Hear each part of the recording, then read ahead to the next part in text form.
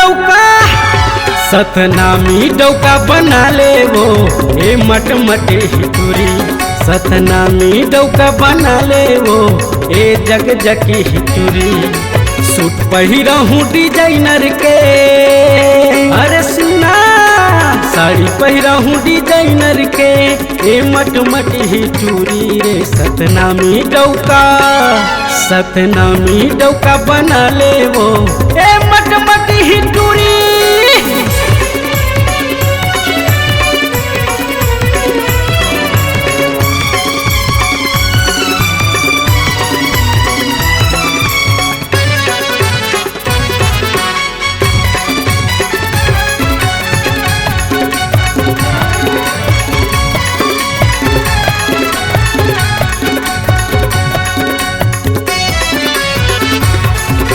सारंगल घूमहूँ तोला सूरज होटल में खाना खवाऊँ।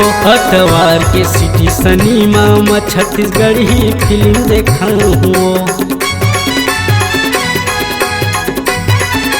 सुना रे सारंगल घूमहूँ तोला सूरज होटल में खाना खवाऊँ। अतवार के सिटी सनीमा में छत्तीसगढ़ी फिल्म देखाऊँ। शॉपिंग कराहूँ रंग रंग के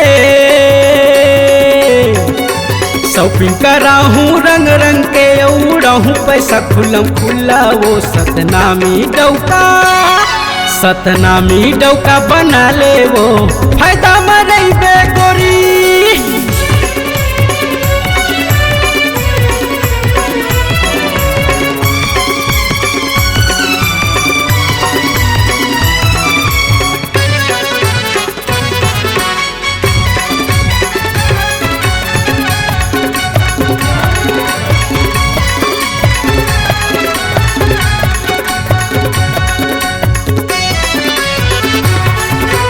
ठेला ओला का बदेख थसवो मैं डौका दमदार हाँ। आषाढ़ में लगन धरा लेबो कब से तो मैं तैयार हाँ।